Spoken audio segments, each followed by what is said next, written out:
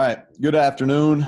I am actually in the team meeting room, so I'm missing you guys. I'm not sure when we can get back to some live press conferences, but I'm here. As you can see, the United Bank backdrop, and appreciate everybody joining us today. I want to start on a somber note and then get into some of the main stuff we want to talk about.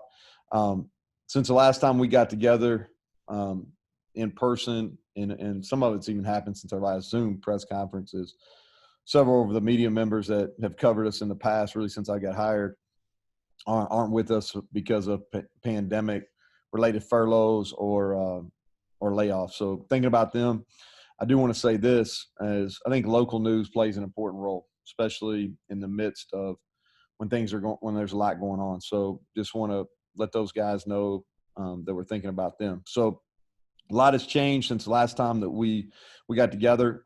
We've had a change of leadership on the defensive side of the ball.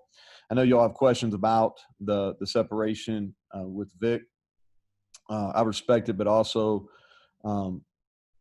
need you guys to respect that we're not going to talk about that today. I'm not going to be answering questions about it. I stand by my earlier statement, and we're moving forward on defense. And how we're going to move forward is Jamal Adai will lead our secondary efforts, and Jordan Leslie's going to lead our front. They'll work together with the rest of our defensive staff to form our plan, both in practice and in games. We get closer to games, we'll talk more about that. And excited to have Jeff Casteel join us on with our on-field staff. He came with us back in the spring off the field. Now we've moved him on field. A lot of experience, a lot of knowledge, obviously a lot of really positive experiences here. A lot of faith in our guys on defense. 4 out of the 5 coaches on that side of the ball have coordinated and called plays, so our kids have a lot of faith in them as well. It's been a tough last 5 months. I think it's probably been a tough 5 months for everybody that's on here, everybody that's listening. I addressed some of those difficulties on a video we released a couple days ago that Austin Gaines and his crew did a really good job with, and it's been tough. I want to get Grant, share a graphic. I want to share this with you all. This is a graphic I shared with our team this morning before we went out on the field, and this is our message. This is how we're messaging in-house, and I'll share it with you all as well. It's stay well and get ready. And we are climbing to be the most improved team in the country and the safest and most fun environment in college football. And that's how we're going about this. And I want to explain it. It's stay well. We started this a few weeks ago, and our motto was get well, get ready. But we are well. So we went through a little bit of our own curve within our program where we had some positive cases, and we've really been able to flatten that. And we've got 0 COVID cases currently within our entire program. So we've been able to flatten that. Now the mission is to stay well and get ready. And that's what we're going to do here within our program is we're going to stay well. We're going to get ready. We're going to get ready to play until somebody tells us that we're not going to. And and we're climbing. That's our goal, to be the most improved team in the country. And we're going to do this in a safe environment, which I'll talk about here in a second. And we're going to do it in a fun environment. And that's how we're going to proceed. So Grant, you can take that away. Our team wants to play. Our coaches want to coach. I think that's important voice for it to be out there. Obviously, a lot of our guys were a part of that movement last night, and how incredible that was. You know, I stayed up way later than I really usually do or wanted to, just because I was moved by the actions of not only our players but players across college football, and using their voice and using it in a positive manner to state that they want to play. And I'll be clear, they don't have to play. And we've expressed this and through our entire pandemic with our team is they don't have to play. And they have the opportunity to opt out. They'll remain on scholarship. We've had one student athlete that's chosen to do that to this time. I understand it. I respect it. But they do have a choice whether they will play or will not play. We respect the virus. I think that's important. I've talked about that a bunch with our team. We do respect it, but we also believe in the protocols we have in place to keep our players and our staff as safe as possible. And some of those protocols I'll share with you. Our testing is something that's proven over the last few weeks. And I think, like most things in this pandemic, we've continued to get better at it. And leading into fall camp, that's what I was really pleased. 0 cases coming into it. We have all the cleaning procedures. We've gone to split practices. I'll talk a little bit more of that here in a second. We've had all virtual meetings to this point. We have our weight rooms outdoors. We're not using our locker room. Our helmets, I've got a helmet here. I'll try to show you. Our helmets, I'll try to get it where it doesn't catch the light as well.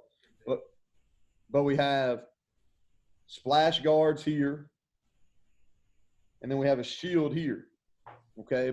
And so these guys will wear this full helmet, and then they also wear gaiters around their necks, okay? So if their helmet's not on, then they have gaiters. Some guys wear the gaiters and the helmet, okay? But we have multiple cleaning protocols, whether it's we have all the sprayers for equipment for balls. We're eating all our meals outdoors, or they're to-go meals. So our protocols, and we continue to change. We've been in constant contact with NFL teams, other Power 5 programs on just getting ideas and continue to do it. And I really plan on kind of sharing with our fans and with you all, kind of walking you through what our procedures look like on a daily basis here in the next few days. So that's kind of that. I know you all have some questions about some other things that are going on in college football. We'll talk about those. Won't back away from those questions. Excited to actually practice football today. We've been able to have, I don't know what the oversight committee officially called them. I called them OTAs. We had OTAs leading into our first practice today, but today was our first actual practice. We're going to gradually get back into it. Had helmets on today. Going to be smart in how we practice and prepare. This is not a normal camp situation for us. We're going to have more breaks built in. It won't be as physical. We've got guys that are getting into shape. We're not as in shape as we normally would be going into a season. So we're going and probably being more careful now than we would have. And I'm just talking about from a conditioning, what we're asking our guys to do. But we had a split squad practice today. We've got our team broken down to gold and blue. I know John wrote about that yesterday. And it's basically done based on who guys live with or who they spend time with outside of football. Because what we want to do is we want to try to keep them contained in those gold and blue teams. We're going to do this for several days until as we continue to learn how to go about practicing. So I thought both quarterbacks looked sharp today. Kendall and Daggy both. They're in 2 different groups, but I thought they looked sharp. Garrett Green's a kid that can really move. I'm excited about him and his growth and what he is. Sinkfield is a guy that showed up in the OTAs, and he was bright. He had several bright moments in practice today. I thought at the receiver position, those guys, we got talent there. Bryce Wheat made some plays down the field, as did Sam James. Sam Brown is a young kid that has shown some flashes here early. I thought that, and I'm mostly going to talk about skill guys just because without pads on, it's really hard to evaluate some of the big guys up front. I thought defensively, Josh Chandler ran around well. You can tell Tonkery is more comfortable as well. Jared Bartlett's had a really good offseason. Alonzo Adai playing safety. I thought that he was active around the ball a lot. Tay Mayo probably had one of his better practices that he's had since he's been here. So those are some guys that kind of stuck out this afternoon, this morning when we went out there and practiced. So with that, I'll take questions. Greg? Well, I know everybody has 1,000 questions about the new stuff, but let me just get basic first day of practice questions.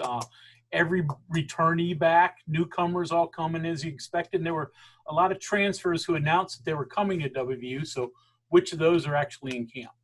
So today, from a transfer standpoint, And y'all are actually asking real football questions. I should have been more prepared for real football questions. I prepared for the other stuff.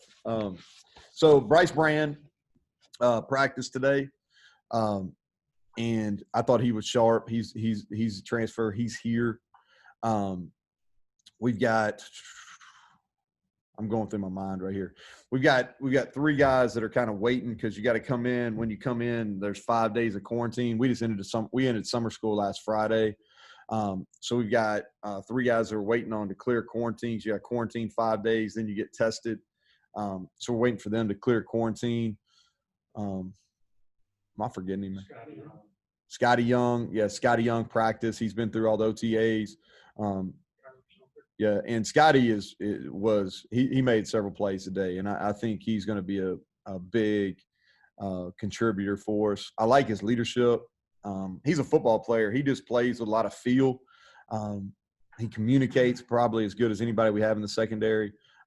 Tyler Sumter was here, went through practice. We put him in a pressure situation at the end of the blue unit's practice today, and had the whole team around him, and had the whole team around him socially distanced.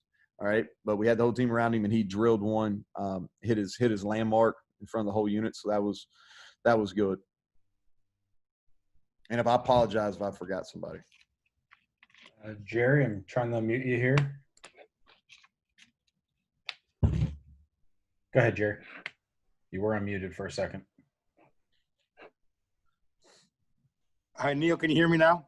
Yeah, I got you, Jerry.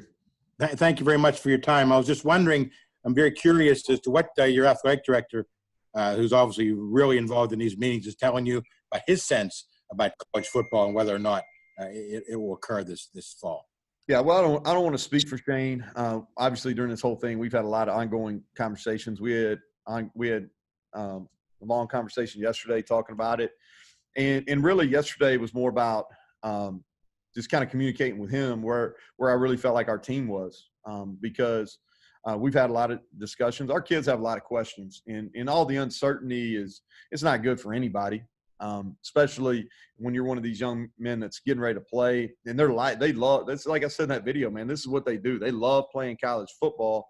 So I was expressing to Shane kind of where our players are, and I felt like they wanted to play. They had some questions that they felt like they wanted answered. I got questions I want answered. But they had some questions they wanted answered as far as what it looks like, what's the schedule look like, what's the fans look like. Some of those he doesn't have the answer to as well. We've had probably eligibility questions more so than safety. I don't want to speak for our players either, but we've had very few guys that are necessarily worried about health and wellness or the protocols because college athletes are talking now more than ever, and some of that has to do with some players being more active, and which I support, but it also has to do with social media and the world's shrunk.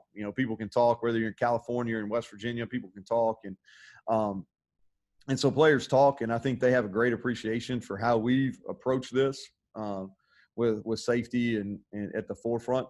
But that was basically what our talks were about in the last 24 hours, was basically how our players felt about playing football, and then what our plan was over the next couple of days. Go ahead, Mike Kazaza. I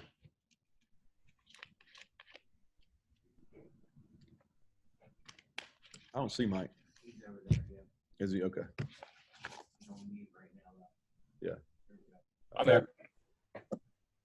Now? Yep. Yeah, I got you, Mike. Cool.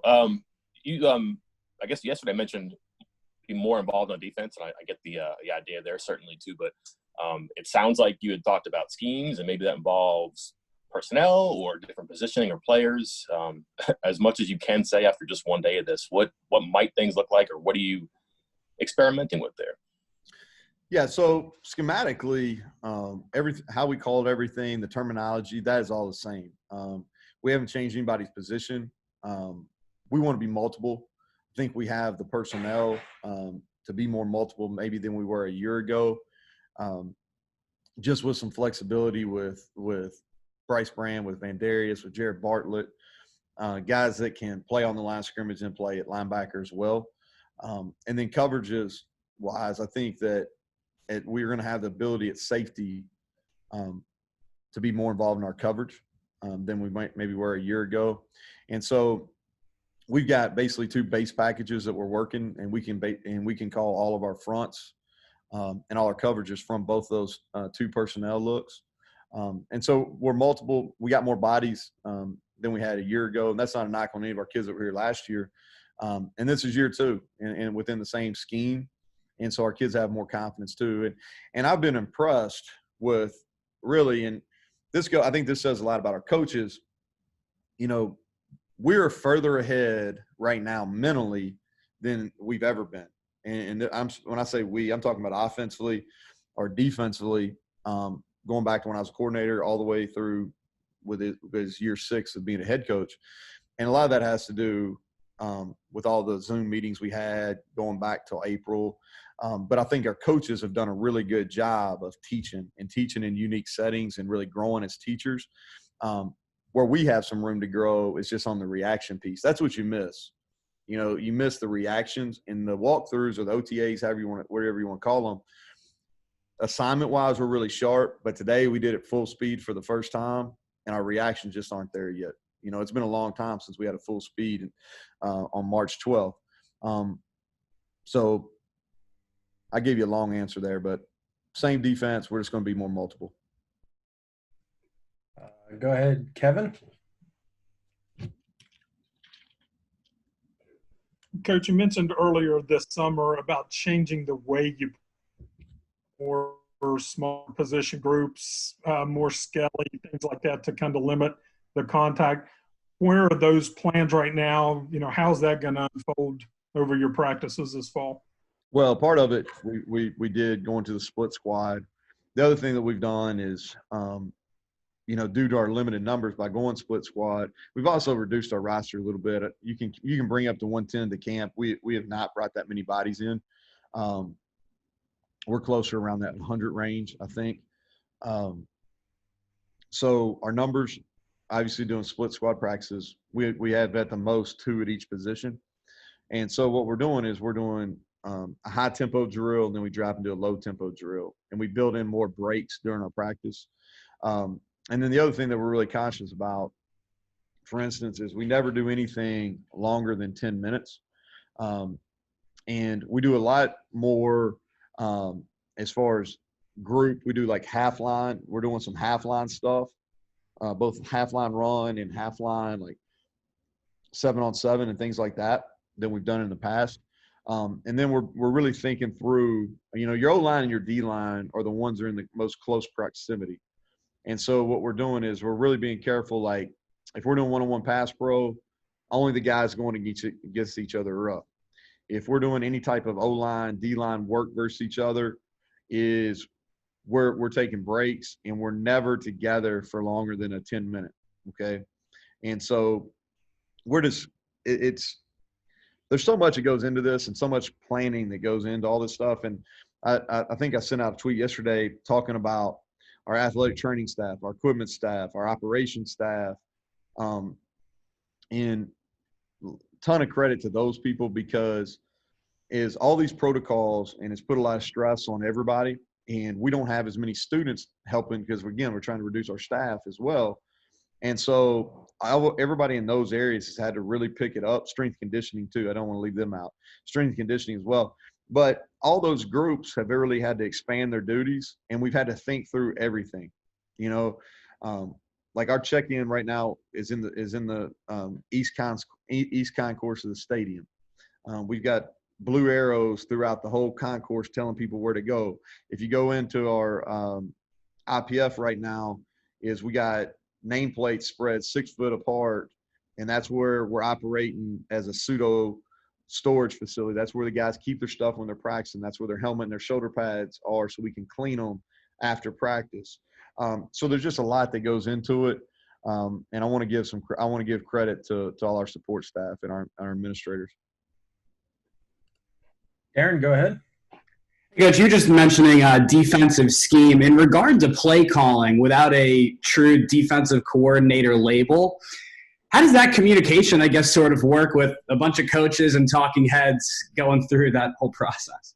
Yeah, well, Jamal and Jordan are both on the lead over there, and they've been working together for the last couple of weeks, and they'll continue to work together. And even last year, Jordan called the front a lot, and we move our front a lot, and they got to be on the same page, and they will. That's what the week's planning will be about, is making sure our front and our coverage is matched, which is important. And who's going to be our run fitters and all those type of things that go into it without getting into the weeds of it. And so what we're going to do as we get in, all right, to some true 11-on-11 like scrimmage type situations, we're going to work through a couple of different really scenarios, and then as we get closer to a game week, couple weeks out, we'll kind of let you know where we're at. Go ahead, Chris Anderson. Hey, Coach. In one of your earlier meetings on here, you discussed the possibility of having guys to take a couple reps at other positions just to prepare for worst case scenarios. If you can you divulge who some of those guys are, and what's your thinking behind choosing those players? Because obviously a lot of these guys were two-way stars in high school. Yeah. Well, and you probably have as much knowledge on that. You and Keenan really would have as much knowledge of that as anybody on the call, because of the recruiting piece and knowing what guys starred on that were both sides, played both sides.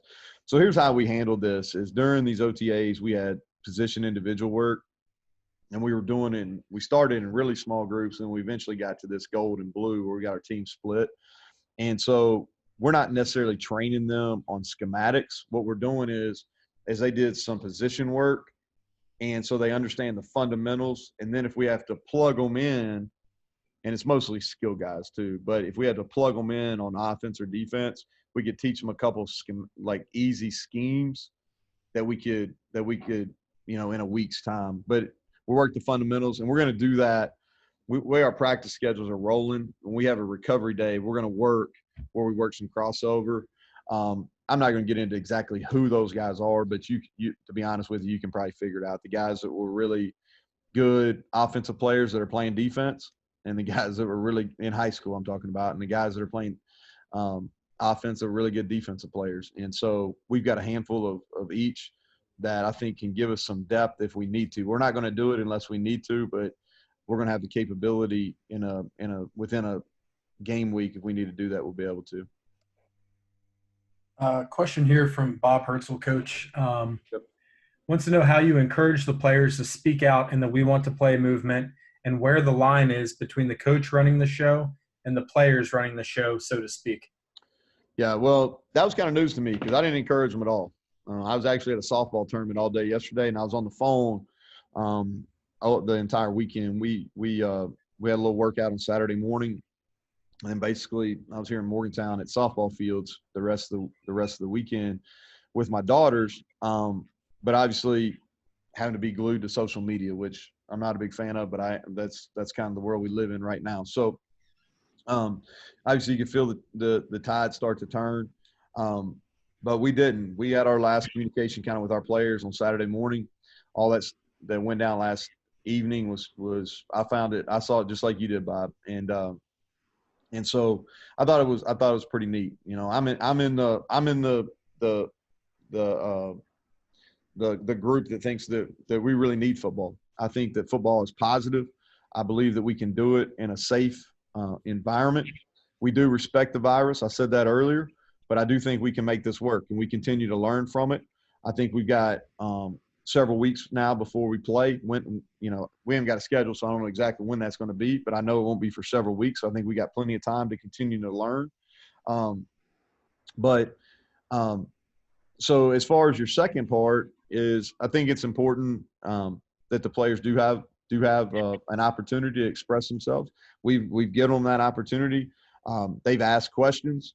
They continue to ask questions. Again, they ask eligibility questions more than anything. You know, and some of those types of questions are, okay, what happens if we only play 5 games in the fall? What happens if we get going and you don't have a red shirt and you only play a certain amount of games? What's that look like? And so I think some of those questions are the ones that, and I'm just talking about our players. I'm not talking about across college football, but those are some of the questions that we're getting. And then they want to know that is everybody that we play going to have the same testing protocols and procedures that we do. And what I tell them is when we announce a schedule, it's my understanding that we're going to announce what our conference's protocols are, and those are going to be very similar to what we're doing, and the testing will be exactly the same for everybody that goes that we're going to line up and play. So I'm not sure, I don't know if that answered your question, but tried to. Thanks, Coach. Go ahead, John. Hi, Neal. It's John Raby with the Associated Press. I had two questions. One is just about your resiliency and your resolve in this unusual environment and the role that college coaches have right now going forward with prep for a season that may grind to a halt. So I just wanted to ask you about that, your resolve and your resiliency. And also the second question is, hypothetically, during a pandemic, do you think players are safer at school or at home? I guess I'm just trying to figure out where players might be more susceptible if they were living at home versus being at school. So the resolve question I'll answer. Here's where we're at. This thing it's been tough. We're just trying to do the next right thing. That's it. Trying to do the next right thing. And that's where we're at with our players. That's where we're at with our staff. That's our mentality right now is we're just trying to do the next right thing. And then the second question, I think everything's relative. You know, I can't answer that question for everybody that we have in our program right now. I will say this, for a good majority of it is if we're not playing football, are they getting tested once or twice a week? I'm going to say probably not. If they're not playing football, are they going through the same safety protocols because they want to work out and they're going to do drills. They're going to do those type of things. Are they safer doing that here than they are at their local high school or at the local gym? I think absolutely, because what we're doing from a cleaning standpoint, we're outdoors. We have professionals, experts in their field, whether it's strength conditioning, whether it's at their position. I know we have experts, so their training can be at a higher level. So I can answer those questions, but I can't speak because I don't know what all 100 of them are going to do. Okay, I speculate, but it'd be pure speculation. I'll answer the question with this. I feel really comfortable with what we're doing with our players, okay? From a safety and COVID protocol procedures, I feel really good about what our medical team and how we're approaching this from an entire athletic department. All right, we got two more questions here. First from Jerry. Go ahead. Yeah, Neal, a couple follow-ups. I know coaches normally wait a few days before they put on the pads. Are you waiting longer this year to put on the pads because of the protocol or the situation? The other question is, in your conversations with your players, how do they feel about playing spring football? So let's answer both of those separately, okay? So the first one was we're going to wear helmets tomorrow, and then I'm looking at some of our GPS data, and we've got people that are kind of tracking like how long our guys are in close contact and what's a practice look like when we're in helmets, and anything we do is kind of what we call tag mode, where they're just tagging off, defense tagging off. So, and then we're going to eventually put shoulder pads on. I don't want to put an exact day on it, and I haven't told our players an exact day either. But we are going to be gradual. You know, you're allowed to on day 3 to put shoulder pads on. I have not made that decision whether we're going to do that or not. I want to evaluate today and tomorrow on video, and then get the GPS data, and then have the individuals that are kind of looking at and tracking how long certain groups are together, get those times for me before we make that protocol or before we make that decision. The second one on spring, I think that's a difficult question. And here's the way I've been thinking about this. I don't know if we need to get into that mode until we have to. I think spring football is doable from playing. I think the student athletes are going to have major eligibility concerns about playing in spring. And when I say that, this is what I mean. Okay, so how many games can you play in the spring? Can you play 8? Can you play 10? I don't know. I've seen a bunch of different models. I think it's doable. I think there's plenty of time. I'm not in the group that I think you can't play some games in the spring and then turn around and play in the fall. But if I'm a player, I'm looking at it, and my biggest question is, I want to play and get – the current rules give you 4 years of eligibility. And if I'm a player, I want to maximize my 4 years eligibility. And that's where we're going to run into some issues in the spring. Can the models work? Absolutely. But I think we have to address the eligibility concern from the student athletes. And like I said, I think we can make it work in the fall. I think it's doable. I think we do it in a safe manner. I think the biggest question is this, and this is something that people aren't talking about. What's the plan if we don't play? What's the plan if we don't play? Everybody's talking about, hey, we got to make these decisions. And I just want to know what the plan is if we don't play. How do we handle these 100 student athletes that I have and that all these Power 5 schools and all these Group of 5 schools, and like, how do we handle that? Like, because the reason I ask is we broke out of here in March and all sports ended and nobody really had a plan because nobody really saw the extent. We didn't see this coming. We didn't have time to plan. And so before we make a decision about are we going to play or not going to play, we got to make decisions about it, what it looks like if we don't play. And we got to, and if we make that decision, okay, which I'm against, but if we make that decision, then we've got to have a clear plan on how we're going to move forward in this semester with these guys. And it can't be, hey, we're not playing. Oh, I don't know. That doesn't work. They're tired of that. They're tired of I don't knows. Okay. So let's make decisions and let's go about it. Okay. And so I think that's a piece. And the other thing, and why I'm talking about this is I've talked about, we respect the virus.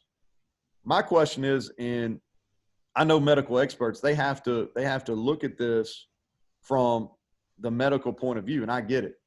Okay. It's serious. It's a novel virus, which means it's new. We don't know the long-term effects. We continue to garner information. I will say this is our return to play policies include echocardiograms. They include cardio MRIs, all those type of things. Those hot button issues that have been talked about, ours include that. We are going through every medical procedure that our medical team advises. Our kids are going. There's a long process to get back on the field. Okay, and I'm for that. But we're not talking about what the collateral damage is for young people when something they love is taken away from them, and that structure and that discipline is taken away from them. So you take them out of their athletics, you take them out of their structure, you take them out of what they really love. What happens? What happens? Because I've seen it. When they were not here for 3 months, I've seen it with our team. All right. So I think that's something that needs to go into when decision makers are making the decision, they got to think about the collateral damage as well. So next question. Right. Last question is from Coach Hunter. So, Coach, I'll end it. I mean, obviously nothing's normal right now, but for players and coaches, does practice feel normal again? I mean, is this sort of your sanctuary from everything else that's going on outside?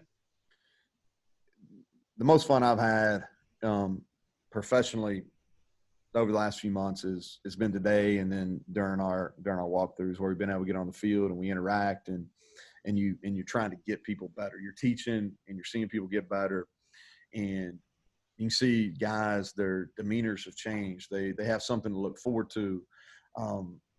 And so, yeah, that's been the best time, Greg. Our guys have new energy when they're out there. They're able to get off their phones. They're able to get away from all the uncertainty, and they're really going to do what they love to do. And so that's been a positive experience, and I hope it continues. I hope we continue to stay well, get ready, like we told our guys. So, all right, I will see you all in a few days. Hopefully, we'll get back and where we can talk about more football. But appreciate what y'all do. Again, think about those people that aren't with us anymore, and let's hope we have football to cover. All right, see you guys. Thank you all.